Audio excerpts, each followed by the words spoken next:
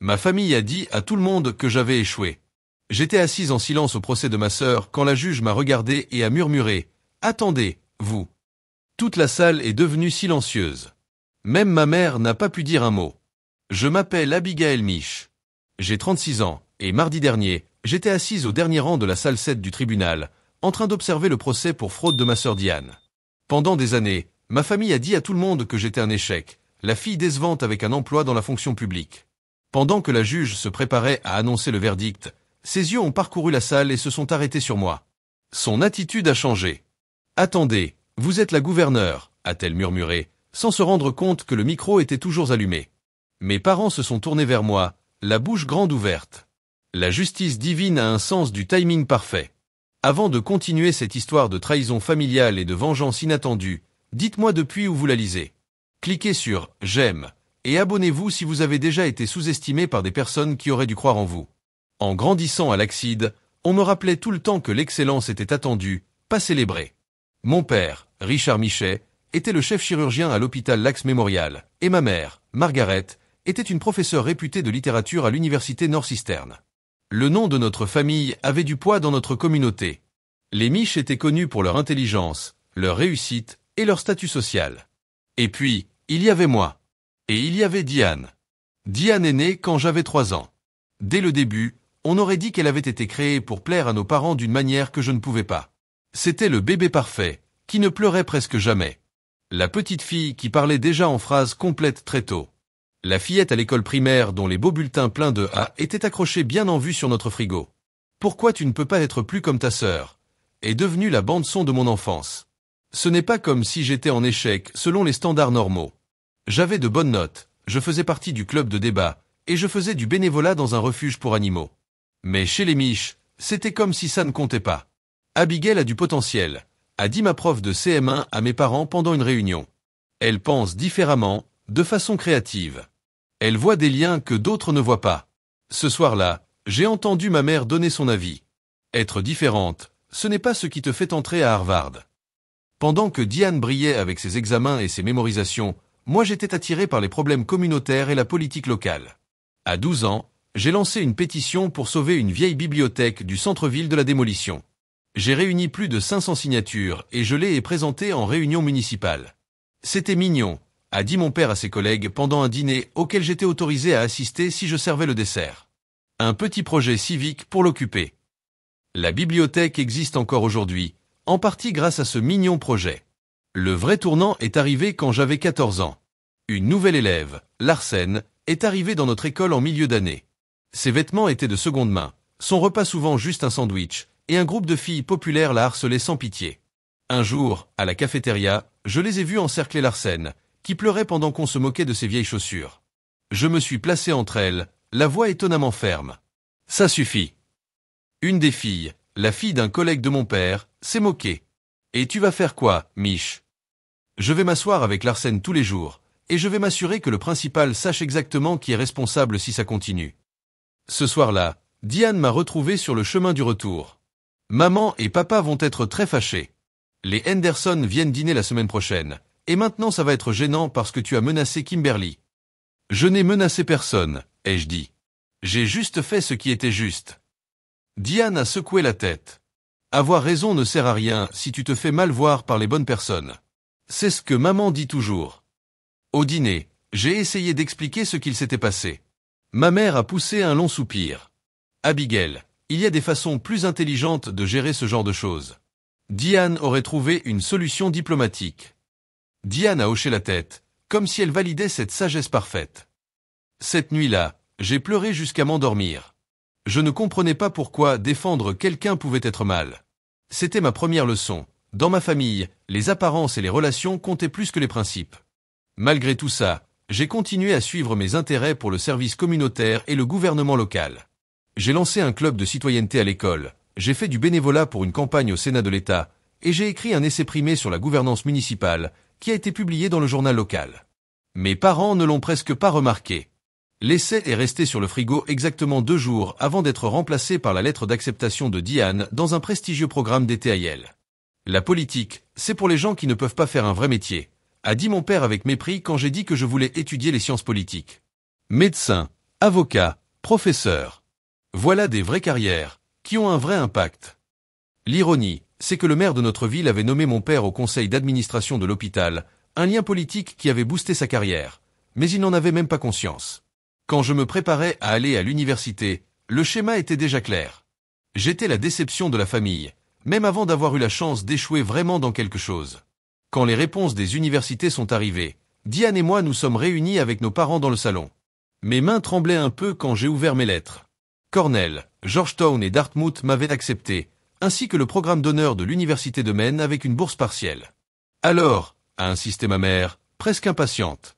J'ai partagé les résultats, en gardant la bourse pour la fin, avec un petit espoir qu'il serait fier. Mon père a hoché la tête rapidement. Des options correctes. Voyons ce que Diane a eu. Diane, qui n'était encore qu'en avant-dernière année de lycée, avait reçu une acceptation anticipée dans un programme spécial d'été pour étudiants brillants à Princeton.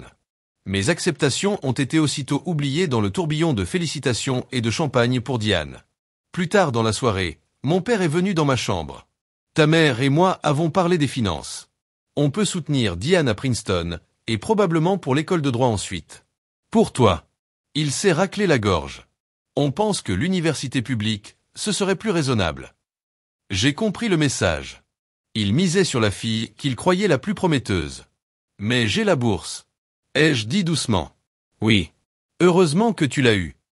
Cet automne-là, je me suis inscrite à l'université de Maine pendant que Diane partait faire le tour des universités de l'Ivy League. Je me suis spécialisé en sciences politiques et administration publique, décidé à tracer ma propre voie. Pendant ma deuxième année, j'ai rencontré la professeure Eleanor Reynolds, une ancienne sénatrice de l'État, qui enseignait les politiques publiques. Après avoir eu la meilleure note dans une analyse politique difficile, elle m'a demandé de rester après la classe. Tu as un don pour voir l'ensemble des choses, m'a-t-elle dit. La plupart des étudiants se perdent dans les détails ou la théorie, mais toi, tu comprends comment la politique touche les vraies personnes. Pour la première fois, quelqu'un voyait ma manière différente de penser comme une force, pas comme un échec. La professeure Reynolds est devenue la mentor que j'attendais désespérément. Elle m'a encouragé à postuler pour des stages compétitifs et m'a présenté à ses contacts politiques. Mais pendant ce temps, ma situation financière devenait fragile. Le soutien de mes parents diminuait à mesure que les succès de Diane augmentaient.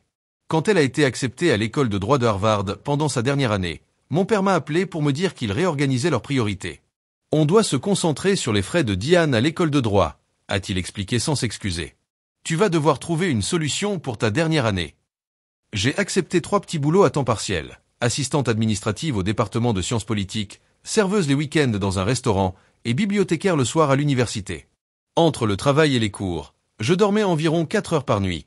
Pendant ce temps, j'ai décroché un stage à la législature de l'État grâce à la recommandation de la professeure Reynolds. Ce n'était pas payé, mais c'était une expérience précieuse. J'ai organisé mon emploi du temps de travail et de cours pour le faire tenir, courant souvent du Capitole jusqu'au restaurant sans même avoir le temps de changer de vêtements. Mon superviseur au Parlement, le député Thomas Graham, a remarqué ma détermination et mon sens de l'analyse. Quand un poste rémunéré s'est libéré dans son équipe, il me l'a proposé. Tu as l'esprit pour la politique et le cœur pour le service public, m'a-t-il dit. C'est une combinaison rare. J'ai appelé mes parents pour leur annoncer cette bonne nouvelle. Ma mère a répondu. C'est bien, Abigail. Tu sais que Diane est entrée dans le comité de rédaction de la revue juridique? Seulement 5 étudiants de première année ont été choisis. À la remise de diplôme, j'ai reçu mon diplôme avec mention, une distinction que j'ai obtenue tout en travaillant 3 emplois. Mes parents sont venus, mais ils sont partis tout de suite après la cérémonie pour assister à un dîner en l'honneur de Diane, qui avait réussi ses examens de première année de droit. Mon tout premier vrai échec professionnel est arrivé peu après l'obtention de mon diplôme. Encouragé par mes mentors, je me suis présenté au conseil municipal d'Augusta. J'ai fait campagne sans relâche, en frappant aux portes après le travail, en préparant des propositions politiques détaillées et en participant à des forums communautaires. J'ai perdu, de seulement 127 voix. Quand j'ai appelé mes parents pour leur annoncer la nouvelle, mon père n'a pas caché sa satisfaction. Voilà pourquoi on voulait que tu choisisses une voie plus sérieuse. La politique, c'est un pari. Ce jour-là, à Thanksgiving, autour de la table chez mes parents, ma mère a posé plein de questions à Diane sur ses cours et ses futurs stages. Quand, à contre-cœur, la conversation est arrivée sur moi, mon père a levé les sourcils. Tu te remets encore de ta campagne ratée? Tu comptes commencer une vraie carrière bientôt? J'ai expliqué que je travaillais comme analyste politique pour une organisation à but non lucratif spécialisée dans la réforme de l'éducation. Donc, une chercheuse surcotée, a lancé mon père avec un geste méprisant. Au moins, Diane aura bientôt avocate écrit à côté de son nom. Au moment du dessert, ma mère s'est tournée vers des amis de la famille également présents à la table. On a toujours su que Diane réussirait. Quant à Abigail, elle a poussé un soupir théâtral. On attend encore qu'elle trouve sa voie. Je suis resté là, devant ma tarte à la citrouille intacte, me sentant invisible à la table de ma propre famille. Ce soir-là, j'ai pris une décision qui allait tout changer. Je réussirais selon mes propres termes. Je ne chercherai plus leur approbation. Je ne partagerai plus mes réussites avec eux. Ils avaient écrit mon histoire comme celle d'un échec. J'allais écrire une autre fin, même s'ils ne la lisaient jamais. La mère d'Augusta, Rebecca Tarney, m'a appelé personnellement après avoir lu mes propositions politiques de la campagne au conseil municipal. Tu as perdu l'élection, mais tu as impressionné beaucoup de monde, m'a-t-elle dit. J'ai besoin d'une chef de cabinet qui comprenne la politique et les gens. Tu es intéressé? À 24 ans, je suis devenue la plus jeune chef de cabinet de l'histoire de la ville. Pas que ma famille le sache. Nos conversations s'étaient réduites à des appels obligatoires pendant les fêtes, et quelques réunions de famille où on ne parlait que des succès de Diane. En tant que bras droit de la mère Tarney, j'ai découvert que j'avais un vrai talent pour construire des alliances et résoudre des problèmes de façon pragmatique. Quand un projet de construction menaçait un vieux quartier historique, j'ai organisé des réunions entre promoteurs, défenseurs du patrimoine et habitants, pour trouver un compromis. Ce compromis a permis de relancer la zone tout en gardant son caractère. Le projet de revitalisation d'Augusta a gagné un prix national d'urbanisme innovant. Lors de la cérémonie, la mère Tarney a insisté pour que je monte sur scène avec elle. Cela n'aurait jamais été possible sans la vision et la ténacité d'Abigail Mich, a-t-elle dit au public. Souvenez-vous de son nom, vous l'entendrez dans les années à venir. Un journaliste local a écrit un article à ce sujet, mais mes parents n'ont jamais mentionné l'avoir lu. Ils étaient occupés à assister à la remise de diplôme de l'école de droit de Diane ce week-end-là. C'est à cette époque que j'ai rencontré James Cooper, un ingénieur en architecture qui travaillait sur le projet de rénovation. Contrairement à ma famille, James me voyait. Il me voyait vraiment. Tu as une capacité incroyable à faire sentir aux gens qu'ils sont écoutés, m'a-t-il dit à notre 3e rendez-vous. Tu sais à quel point c'est rare en politique. 1 an plus tard, après mon travail avec la mère Tarney, des responsables du parti de l'État m'ont approché pour me proposer de me présenter comme représentante de l'État. Le titulaire prenait sa retraite, et il pensait que je pouvais gagner. Avec le soutien de James et l'appui de la mère Tarney, j'ai lancé ma campagne. Cette fois, j'ai gagné, avec une avance confortable de 1842 voix. Quand j'ai appelé mes parents pour leur annoncer la nouvelle, la réaction de ma mère a été tiède. C'est bien, ma chérie. Tu sais que Diane a été embauchée par Cal, Honey et Frost? C'est l'un des plus grands cabinets d'avocats d'affaires de Boston. Mon père a ajouté. Représentante de l'État? C'est charmant, j'imagine. C'est toujours mieux que rien, le temps de trouver une carrière sérieuse. Pendant ce temps, la carrière de Diane en droit des affaires montait en flèche. Elle représentait des clients très riches et des entreprises dans des affaires très médiatisées. Elle gagnait un salaire énorme et a acheté un appartement de luxe dans le quartier chic de Beacon Hill, à Boston. Lors des réunions de famille, mes parents parlaient avec fierté de leur fille avocate. Ils évitaient poliment de parler de mon travail. Et quand on leur posait la question, ma mère répondait « Abigail fait quelque chose dans le gouvernement ». Comme si je classais des papiers dans un sous-sol. À l'Assemblée de l'État, je me suis forgé une réputation de député efficace qui savait travailler avec les deux partis. J'ai proposé des lois sur le financement de l'éducation, la protection de l'environnement et la transparence du gouvernement qui ont reçu un soutien bipartisan. Pendant mon 2e mandat, j'ai été nommée présidente du comité du budget, un poste très important, rarement confié à quelqu'un d'aussi jeune. Je travaillais 18 heures par jour pendant la saison budgétaire, examinant chaque dépense et trouvant des solutions innovantes pour combler les déficits. Le gouverneur a félicité notre travail, disant que c'était le processus budgétaire le plus transparent et équilibré depuis 10 ans. Le budget final a été approuvé avec un soutien record, tout en protégeant les services essentiels sans augmenter les impôts. C'est à ce moment que le vice-gouverneur Marcus Reed m'a remarqué. Il m'a observé lors des négociations budgétaires. Un jour, après une présentation où j'ai défendu le financement des soins de santé en milieu rural, il est venu me voir. « Représentante Mich, j'ai besoin de quelqu'un comme vous dans mon équipe, m'a-t-il dit. Mon directeur des politiques part à la retraite, et je veux que vous envisagiez le poste. Ce poste me placerait au centre du gouvernement de l'État, avec une grande influence sur la politique générale.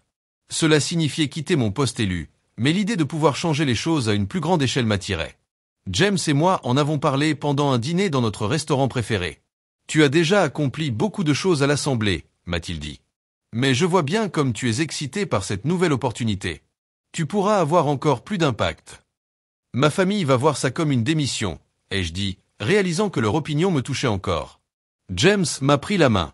Depuis que tu as arrêté de mesurer ta réussite avec leurs critères, tu les as largement dépassés. J'ai accepté l'offre du vice-gouverneur. Pendant les 2 années suivantes, j'ai influencé la politique de l'éducation, de la santé, des infrastructures et du développement économique. Je suis volontairement resté discrète en public, me concentrant sur les résultats plus que sur la reconnaissance. Pendant ce temps, Diane est devenue associée dans son cabinet, la plus jeune de l'histoire du cabinet. Mes parents ont organisé une grande fête dans leur club privé, avec toute la famille et les amis pour célébrer son succès. J'étais invité, mais je n'ai pas pu y aller à cause des négociations budgétaires. Quand j'ai présenté mes excuses, ma mère m'a répondu « Ce n'est pas grave. Les collègues de Diane trouveraient ton travail dans le gouvernement plus tôt. Charmant. » Ce qu'ils ne savaient pas, ce que je ne leur ai jamais dit, c'est que j'étais devenue l'une des figures les plus influentes du gouvernement de l'État. J'avais un accès direct à la gouverneure et j'étais responsable de politiques qui touchaient des millions de personnes. Et bientôt, les choses allaient tout changer. Un jour, le vice-gouverneur Red et moi étions en train de revoir des propositions de financement pour l'éducation quand son assistant est entré précipitamment. « Monsieur, vous devez allumer les infos. » Les alertes d'actualité annonçaient des inondations catastrophiques dans l'ouest de notre État. 3 barrages avaient cédé après des pluies sans précédent. Des villes entières étaient sous l'eau. Le nombre de morts augmentait. La gouverneure Harrison était à l'étranger, en mission économique. Red devenait donc gouverneur par intérim. Il m'a regardé, très sérieux. « Abby, j'ai besoin que tu coordonnes notre réponse d'urgence. Tu connais les agences, les ressources, les gens. » Pendant les 72 heures suivantes, j'ai à peine dormi. J'ai organisé les opérations de secours, les centres d'urgence et le déploiement des ressources. J'ai travaillé directement avec la FEMA, la Garde nationale et les responsables locaux. J'ai établi un centre de commandement dans la capitale. Quand les communications ont échoué dans les zones les plus touchées, j'ai convaincu une grande entreprise de télécom d'envoyer des unités d'urgence. Quand les routes d'évacuation ont été coupées, j'ai trouvé des propriétaires d'hélicoptères prêts à prêter leurs appareils et leurs pilotes.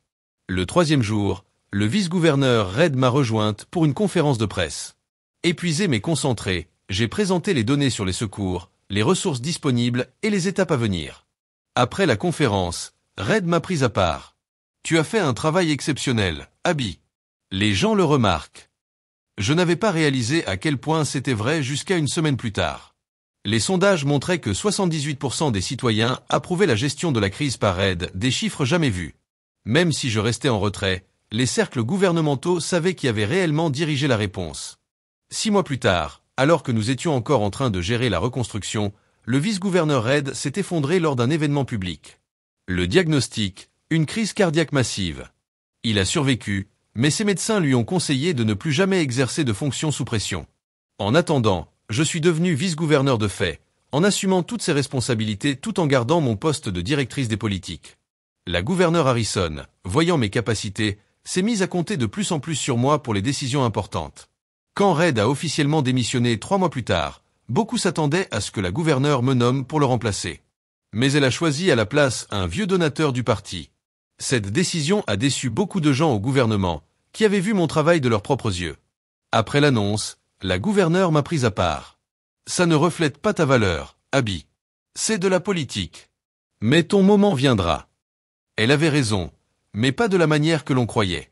6 mois avant les élections suivantes, la gouverneure Harrison a annoncé qu'elle ne se représenterait pas. La voie était donc complètement libre. Les chefs du parti sont venus me voir pour me demander de me présenter. Tu as l'expérience, les résultats, et les gens te font confiance depuis ta gestion des inondations, a dit le président du parti. Tu es notre meilleure candidate.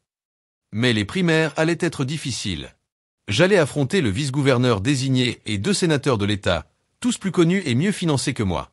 Quand j'ai dit à James que le parti voulait que je me présente, il n'a pas hésité. Tu serais une gouverneure exceptionnelle. La vraie question, c'est, est-ce que toi, tu le veux? Et je le voulais. Mais ce poste allait me projeter en pleine lumière publique, moi qui avais toujours préféré rester dans l'ombre. Mon style méthodique, calme, discret, allait être mis à l'épreuve par le théâtre politique d'une campagne. Mais l'opportunité de diriger, de mettre en place les politiques auxquelles je croyais, était irrésistible. J'ai lancé ma campagne discrètement, avec une petite annonce dans un centre communautaire à Westbrook, une ville ravagée par les inondations, où j'avais passé des semaines à coordonner les secours. Ma campagne misait sur le fond, pas sur le spectacle. Pendant que mes adversaires organisaient des collectes de fonds luxueuses, moi je faisais des forums de politique. Pendant qu'ils lançaient des pubs d'attaque, moi je publiais des propositions concrètes sur le développement économique, la réforme de l'éducation et la préparation aux catastrophes. J'ai invité ma famille au lancement de la campagne. Ils ne sont pas venus. Ma mère a appelé le lendemain. On a vu que tu te présentes comme gouverneur, m'a-t-elle dit, sur un ton qui donnait l'impression que j'avais dit que je rejoignais un cirque. Tu ne trouves pas ça un peu ambitieux? Diane vient de négocier un énorme contrat pour un de ses clients, à 7 chiffres. Les primaires ont été très serrées. J'ai gagné de justesse, avec 4327 voix d'avance. Je devais maintenant affronter, pour les élections générales, un adversaire bien financé du parti opposé. Pendant toute la campagne, ma famille est restée absente. Ils n'ont pas donné d'argent, ils n'ont pas été bénévoles, ils ne sont venus à aucun événement. Ils n'ont même pas mis une pancarte dans leur jardin. Quand un journaliste local m'a demandé si ma famille me soutenait, j'ai répondu calmement. Je me concentre sur le soutien de toutes les familles de notre État. Le soir de l'élection est arrivé. Les sondages annonçaient un score très serré. James et moi suivions les résultats avec mon équipe de campagne, dans une pièce tendue, pendant que les comtés annonçaient leurs chiffres. Vers minuit, mon adversaire a appelé pour reconnaître sa défaite. J'avais gagné, avec un peu moins de 2 points d'avance. En tant que gouverneur élu, j'ai fait un choix clair pour mon image publique.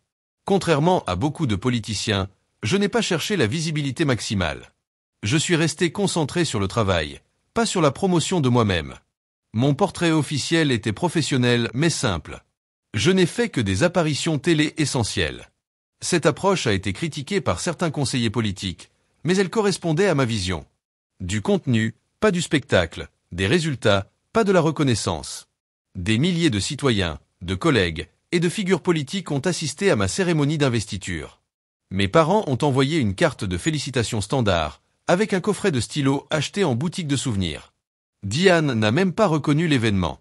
Pendant que je prêtais serment, j'ai regardé la foule et j'ai vu James, la professeure Reynolds, la mère Tarnay et d'autres qui avaient cru en moi, quand ma propre famille ne le faisait pas. Leur présence comptait bien plus que l'absence de mes parents. Pendant ma première année comme gouverneur, j'ai appris que le cabinet d'avocats de Diane faisait l'objet d'une enquête fédérale. Ils étaient soupçonnés d'aider des clients à cacher de l'argent et à contourner les lois. L'enquête n'était pas encore publique, mais comme j'étais gouverneur, j'étais informé des grandes affaires fédérales dans mon État. Je suis resté discrète. Même James n'était pas au courant. J'étais obligé par mon serment de garder le secret. Mais je regardais avec inquiétude l'enquête qui s'élargissait. Finalement, l'affaire est devenue publique. Les procureurs fédéraux ont annoncé des accusations formelles contre le cabinet. Et contre plusieurs de ses avocats, dont Diane. J'étais en plein dans les négociations du budget quand Nathan Parker, mon chef de cabinet, m'a appelé. Gouverneur, je pense que vous devez savoir ça tout de suite. Votre sœur, Diane Mich, est inculpée. J'ai senti la pièce tourner un peu. Les accusations? Complot pour fraude, falsification de preuves et obstruction à la justice. C'était grave. Très grave. J'ai pris une grande inspiration. Merci, Nathan. J'ai besoin de 10 minutes. Seul dans mon bureau, je me suis donné 3 minutes pour réfléchir aux conséquences personnelles. Puis je suis retourné à mes responsabilités. Je ne pouvais pas interférer dans une affaire fédérale. Je ne devais pas le faire. La loi devait s'appliquer à tout le monde, peu importe les liens familiaux. Ce soir-là, ma mère m'a appelé pour la première fois depuis des mois. Abigail, tu dois faire quelque chose contre cette chasse aux sorcières contre Diane, a-t-elle exigé, sans même dire bonjour.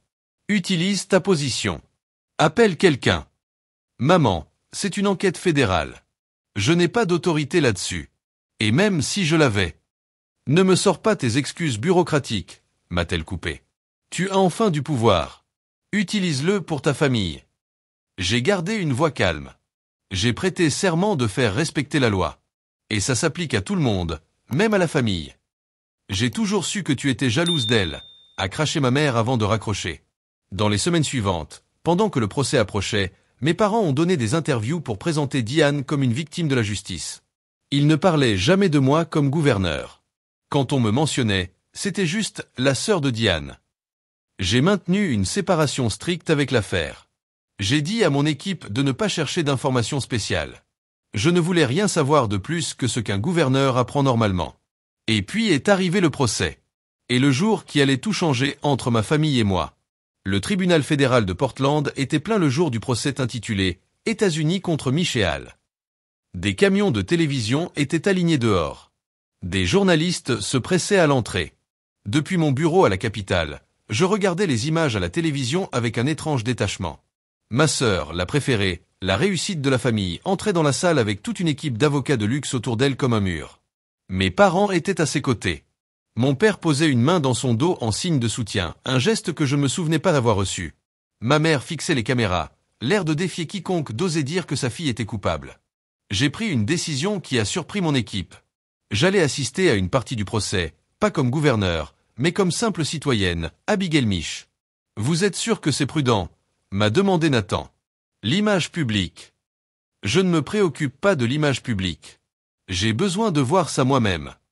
J'ai pris place discrètement au fond de la salle. Habillé simplement. Pas de garde du corps. Pas de traitement spécial. La plupart des gens me connaissaient à travers des photos officielles ou des conférences de presse. Mais en personne, sans contexte, j'étais juste une observatrice comme les autres. Les preuves présentées par les procureurs étaient accablantes. Des emails, des documents bancaires, des témoignages. Tout montrait une fraude organisée. Diane aurait aidé ses clients à cacher des biens pendant leur divorce, à échapper aux impôts, à dissimuler des preuves. Pendant une pause au 3e jour du procès, je suis tombé sur mes parents dans le couloir du tribunal. Ma mère m'a vu la première. Ses yeux se sont écarquillés de surprise, puis se sont plissés avec méfiance. « Alors tu es venu pour te réjouir de ce qui lui arrive », a-t-elle dit à voix basse mais tranchante. « Je suis ici pour comprendre ce qui s'est passé », ai-je répondu calmement. Mon père s'est avancé d'un pas. « Ce qui s'est passé, c'est que ta sœur est poursuivie pour avoir juste fait son travail. Mais toi, tu ne peux pas comprendre ça, hein ? À jouer à la gouverneure dans ton petit bureau, pendant que Diane gagnait de l'argent réel, faisait un vrai impact dans le monde. » J'ai encaissé ces paroles, notant l'ironie de leur jugement. Moi, je gérais un budget de 9 milliards de dollars, je mettais en place des politiques pour des millions de citoyens. Et selon eux, Diane était celle qui faisait une vraie différence en aidant des clients riches à contourner la loi. Les preuves sont solides, ai-je dit doucement. Les preuves peuvent être manipulées, a craché ma mère. Tu pourrais l'aider si tu voulais. Fais un appel. Utilise ton influence. Ce serait illégal, ai-je répondu. Et ce serait mal. Toujours si rigide, s'est moqué mon père. C'est ta sœur, on parle d'elle. Oui. Et la loi s'applique à elle comme à tout le monde. Pendant qu'on parlait, j'ai remarqué que d'autres personnes nous observaient dans le couloir, même si personne ne semblait me reconnaître sans le contexte. Ta sœur t'a toujours soutenu dans la vie, a sifflé ma mère, réécrivant l'histoire avec une facilité déconcertante. Et maintenant qu'elle a besoin de toi, tu te caches derrière des règles. J'ai respiré profondément. Quand est-ce qu'elle m'a soutenu, exactement? Quand elle a dit que je perdais mon temps avec le service communautaire. Quand elle s'est moquée avec papa de ma mignonne carrière politique. Quand elle a raté mon investiture parce qu'elle avait un week-end spa. Avant qu'il ne puisse répondre, l'huissier a annoncé la reprise de l'audience. Mon père s'est penché vers moi en passant à côté. Toujours la victime, a-t-il murmuré. Pendant que tu te lamentais, Diane accomplissait quelque chose de significatif. Dans la salle d'audience, je suis retourné à ma place au dernier rang. Diane est entrée. Son regard a balayé la salle sans me reconnaître, puis elle s'est assise à la table de la défense. À mesure que les témoignages continuaient, l'ampleur des actes devenait plus claire. Diane avait été une pièce centrale dans un système qui avait coûté des millions à ses clients, à des ex-conjoints, à des associés et au gouvernement. Les preuves n'étaient pas juste solides. Elles étaient accablantes. Quand ce fut au tour de la défense, Diane a témoigné à la barre. Sous les questions de son avocat, elle s'est présentée comme une avocate dévouée, peut-être un peu trop zélée, mais pas une criminelle. Elle a parlé de ses études prestigieuses, de son engagement envers ses clients, du nom et de l'exigence de sa famille. J'ai été élevée pour réussir, a-t-elle dit d'une voix habilement tremblante. Mes parents nous ont appris que les résultats comptent. Peut-être que j'ai trop bien retenu la leçon. J'ai regardé mes parents, au premier rang, hocher la tête, croyant pleinement cette version des faits, celle où la pression familiale aurait créé une avocate trop ambitieuse. C'était une stratégie intelligente, et un mensonge total. La pression, elle avait toujours été sur moi. Diane, elle, avait toujours été félicitée. Moi, j'étais ignoré ou critiqué. Pendant le contre-interrogatoire, le procureur a démonté la défense de Diane avec méthode. Il a montré email après email, prouvant qu'elle savait très bien ce qu'elle faisait. Dans un échange particulièrement accablant, Diane écrivait à un collègue.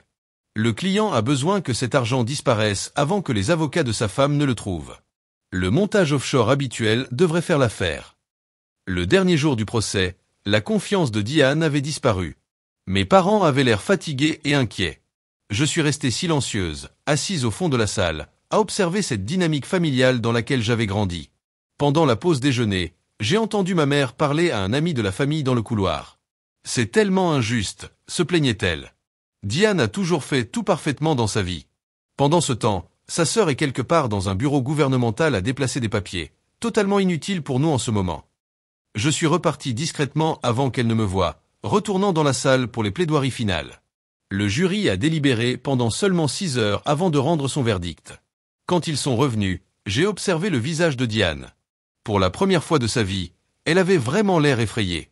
Concernant l'accusation de complot en vue de commettre une fraude, quel est votre verdict? Coupable. Concernant l'accusation de falsification de preuves, quel est votre verdict? Coupable. Concernant l'accusation d'obstruction à la justice, quel est votre verdict? Coupable. Ma mère a laissé échapper un bruit de choc audible. Les épaules de mon père se sont affaissées. Diane est restée parfaitement immobile, comme si bouger pouvait la briser. La juge a annoncé que la peine serait prononcée dans 3 semaines, puis elle a levé la séance. Pendant que les gens commençaient à sortir, je suis restée assise, en train de digérer ce moment. Ma sœur, la préférée, le modèle, la réussite, était maintenant une criminelle reconnue coupable, qui allait passer des années en prison. Je n'ai pas ressenti de satisfaction. Seulement une profonde tristesse. Tristesse pour nous tous. Pour la famille que nous aurions pu être. Si l'amour n'avait pas été conditionné à la réussite. Si le soutien n'avait pas été réservé à une seule des 2 filles. Quand la salle s'est vidée, je me suis enfin levé. Et c'est là que tout a changé. L'audience de prononcé de la peine a commencé à 9 heures pile, 3 semaines plus tard. Je suis arrivé en avance et j'ai pris ma place habituelle au dernier rang. La salle était encore plus pleine que pendant le procès. Des journalistes, des juristes, des citoyens curieux. Mes parents sont arrivés avec Diane, tous les 3 habillés en couleur sombre. L'apparence toujours parfaite de Diane montrait des signes de stress. Teint pâle, mouvements rigides. Ils se sont assis au premier rang, sans regarder autour d'eux. En attendant que l'audience commence, j'ai entendu mes parents chuchoter. Cette juge a intérêt à montrer un peu de clémence, murmurait mon père. Diane mérite de la considération, avec sa position dans la communauté. Ma mère a hoché la tête. Contrairement à certaines personnes dans cette famille, Diane a vraiment apporté quelque chose à la société. J'ai encaissé ce commentaire amer, toujours surpris qu'il puisse encore s'accrocher à cette fiction de supériorité. La juge Evelyne Montgomery est entrée, et l'huissier a demandé le silence. Elle était connue pour ses peines fermes mais justes. Elle siégeait au tribunal fédéral depuis 15 ans, après une brillante carrière de procureur. Avant de prononcer la peine dans l'affaire États-Unis contre Mich, a commencé la juge Montgomery. Je veux parler de certains points mentionnés dans le rapport présententiel et les déclarations de moralité. Elle a regardé Diane droit dans les yeux. Mademoiselle Mich, votre équipe de défense a insisté sur votre statut dans la communauté et vos antécédents familiaux comme circonstances atténuantes. Ils évoquent votre éducation prestigieuse et vos succès professionnels. La juge s'est arrêtée un moment pour relire des documents. Mais la nature des crimes suggère que vous pensiez être au-dessus des lois. Que les règles qui s'appliquent aux autres ne s'appliquaient pas à vous. Diane s'est agitée dans son siège. Les preuves présentées pendant le procès montrent qu'il ne s'agissait pas d'un moment d'égarement, mais d'un comportement volontaire, répété, qui a causé du tort à beaucoup de personnes et miné la confiance dans le système judiciaire. Mes parents ont échangé un regard inquiet. La juge Montgomery a continué, révisant les faits du dossier et les directives de condamnation. Pendant qu'elle parlait, son regard balaya plusieurs fois la salle, une habitude de nombreux juges expérimentés. À un moment, ses yeux sont passés sur moi, puis sont revenus brutalement, comme si elle venait de me reconnaître. Sa neutralité de juge a faibli visiblement. Est-ce que... a-t-elle commencé avant de se retenir? Mais le micro a capté très clairement ses prochains mots. Attendez, vous êtes la gouverneure. La salle, jusque-là respectueusement silencieuse, a explosé en chuchotement. Tout le monde a tourné la tête. Des gens se penchaient pour mieux voir. Mes parents se sont retournés brusquement, leur visage passant de la confusion au choc quand ils m'ont vu, assise au dernier rang. Diane s'est à moitié levée, la bouche formant un « O » de surprise parfaite. Pendant un moment, personne ne bougea. Puis la juge Montgomery a frappé de son marteau pour rétablir l'ordre. « Mes excuses pour l'interruption », a-t-elle dit en reprenant son calme. « Continuons avec la sentence. » Mais le mal était fait. Les journalistes tapaient déjà frénétiquement sur leur téléphone. Le personnel du tribunal chuchotait dans leur coin. Tout le monde comprenait désormais qu'il y avait un lien entre l'avocate condamnée et la gouverneure de l'État. Mes parents me regardaient avec une expression que je ne pouvais pas tout à fait déchiffrer. Du choc, évidemment, mais aussi quelque chose qui ressemblait à une prise de conscience naissante. Peut-être, pour la première fois, ils me voyaient vraiment. Ils comprenaient que, pendant toutes ces années où ils avaient méprisé ma carrière, j'étais en réalité monté à un poste de pouvoir et de responsabilité réelle. La juge Montgomery reprit sa déclaration, sa voix à nouveau ferme. Diane Miche, pour les crimes de complot en vue de commettre une fraude, falsification de preuves et obstruction à la justice. Ce tribunal vous condamne à 68 mois de prison fédérale, suivi de 3 années de liberté surveillée. Vous devrez aussi verser une restitution de 2,4 millions de dollars aux victimes de vos crimes. Ma sœur semblait à peine entendre la sentence. Elle me fixait encore, les yeux écarquillés, avec une expression que je n'avais jamais vue sur son visage. Du respect. La juge a continué. Vous vous présenterez aux autorités fédérales dans 2 semaines à partir d'aujourd'hui pour commencer votre peine. D'un dernier coup de marteau, l'audience fut levée. Alors que les gens quittaient la salle, les journalistes se sont précipités vers moi en criant des questions. Gouverneur Miche, saviez-vous pour les crimes de votre sœur? Pourquoi ne pas avoir reconnu publiquement votre lien avec l'accusé? Allez-vous lui accorder une grâce? Je me suis levé calmement, j'ai fait un signe à l'huissier pour qu'il maintienne l'ordre. Pas de commentaires pour le moment, ai-je dit doucement, en me dirigeant vers une sortie latérale où Nathan m'attendait, prévenu de la situation. Mais avant que je puisse partir, ma mère a traversé la foule pour venir vers moi, mon père juste derrière elle.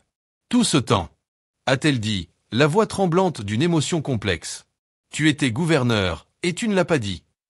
Est-ce que ça aurait changé quelque chose? Ai-je simplement demandé. Est-ce que ça aurait changé la manière dont vous me voyez? Le visage de mon père s'est tendu. Bien sûr que oui. Je l'ai interrompu doucement. Ça aurait peut-être changé la façon dont vous me traitez, mais pas celle dont vous me voyez. Et il y a une différence. Les agents de sécurité nous ouvraient un passage, écartant doucement la foule. Il faut qu'on parle de tout ça, a insisté ma mère. De la peine de Diane. Maintenant, tu peux sûrement faire quelque chose. J'ai secoué la tête. Le système judiciaire a fonctionné comme il se doit. Je n'interviendrai pas. Même pas pour la famille. En me retournant pour partir, j'ai jeté un dernier regard à Diane.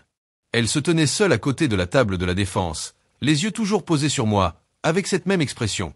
Du respect. Dehors, les flashs des caméras crépitaient, et les journalistes hurlaient des questions. Mais je me suis dirigé tranquillement vers le véhicule officiel qui m'attendait, Nathan me protégeant du chaos. Eh bien, dit-il en s'installant à côté de moi à l'arrière de la voiture. On dirait que le secret de famille est sorti. J'ai regardé en arrière, vers le tribunal, où mes parents étaient maintenant cernés par leur propre essaim de journalistes. Oui, ai-je dit calmement. On dirait bien.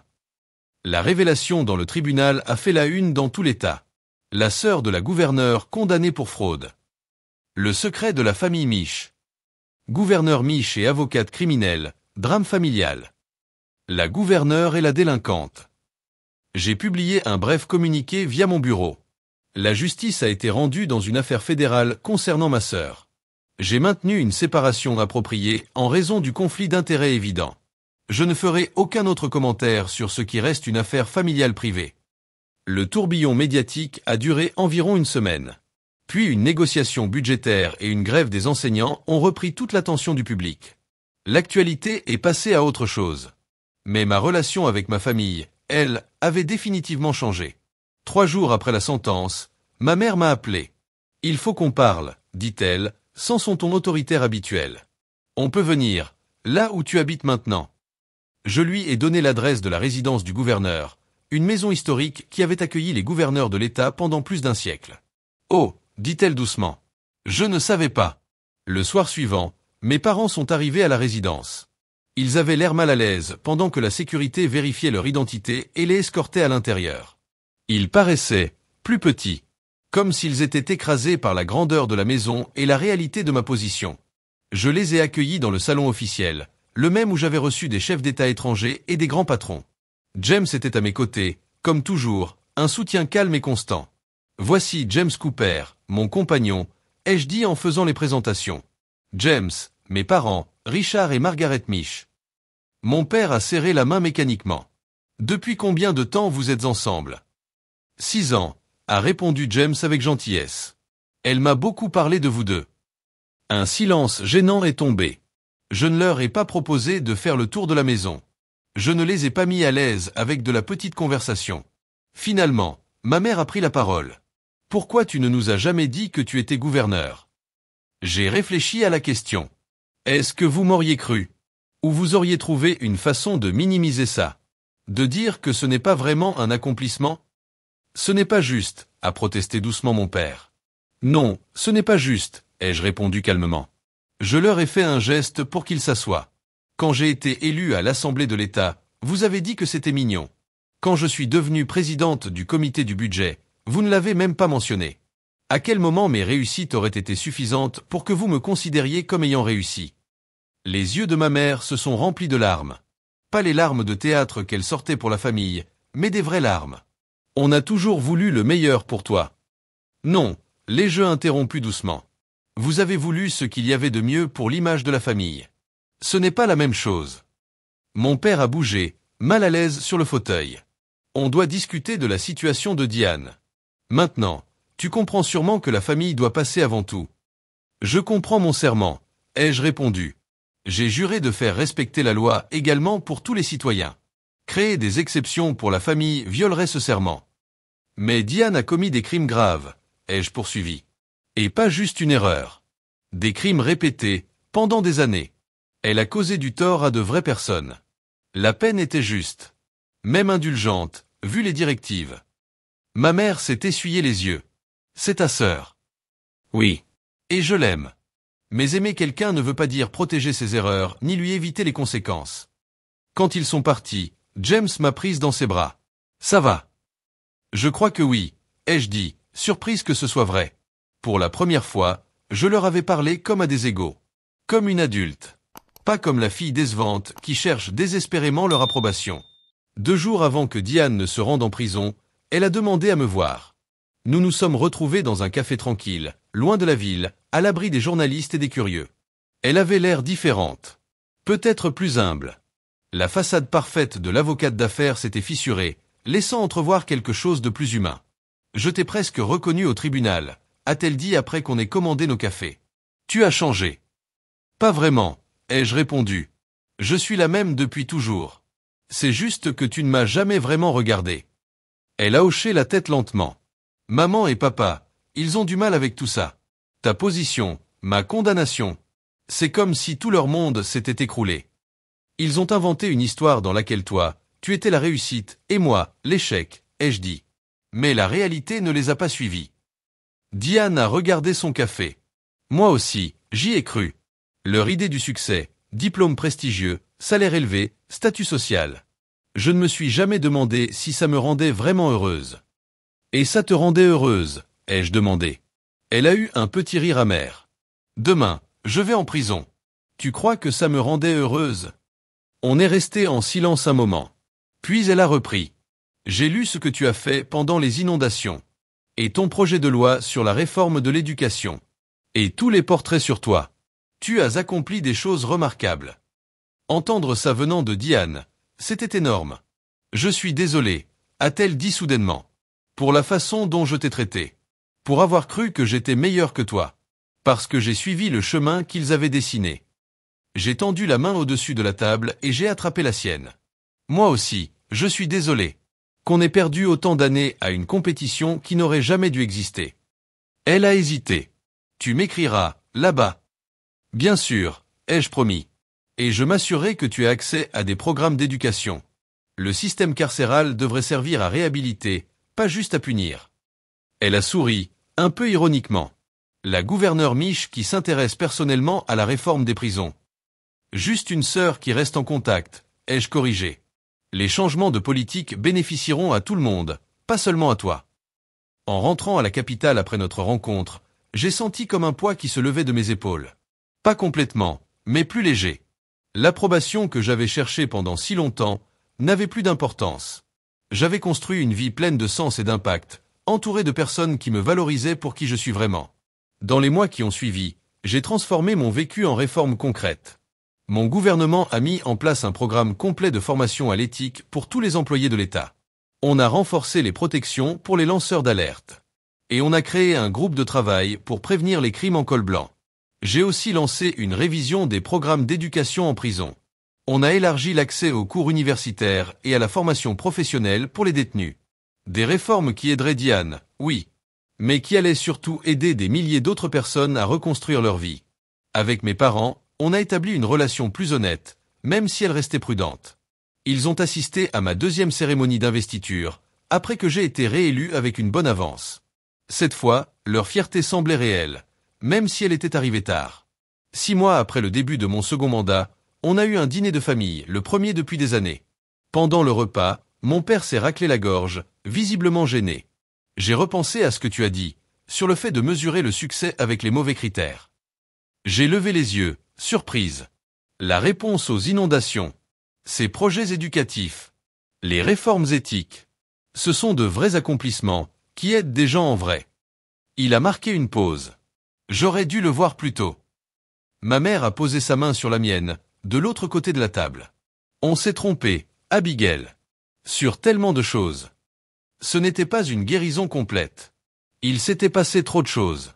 Trop d'eau avait coulé sous les ponts. Mais c'était un début. Plus tard dans la soirée, alors que James et moi marchions dans le jardin de la résidence du gouverneur, je repensais à tout ce chemin parcouru. La réussite, ce n'est pas ce que je pensais, ai-je dit. Ce ne sont pas les titres, ni la reconnaissance. Pas même l'approbation de la famille. C'est l'impact. C'est savoir que ton travail compte vraiment. James a souri. Tu l'as compris bien avant eux. Je n'étais pas seul, ai-je répondu en serrant sa main. Des gens m'ont vu clairement dès le début. Et maintenant, alors que je viens de vous raconter toute cette histoire, je vous pose une question. Comment vous définissez le succès dans votre propre vie? Est-ce selon les attentes des autres? Ou selon vos propres valeurs, vos propres résultats? Dites-moi dans les commentaires ce que le vrai succès signifie pour vous. Et si cette histoire vous a touché, cliquez sur « J'aime » et abonnez-vous pour entendre plus de récits sur comment suivre son propre chemin, malgré les attentes des autres. Et souvenez-vous, parfois, ceux qui vous sous-estiment le plus, vous offrent en fait le plus beau cadeau. La liberté de les surprendre. Merci d'avoir écouté. Et je vous souhaite le courage de définir la réussite selon vos propres termes.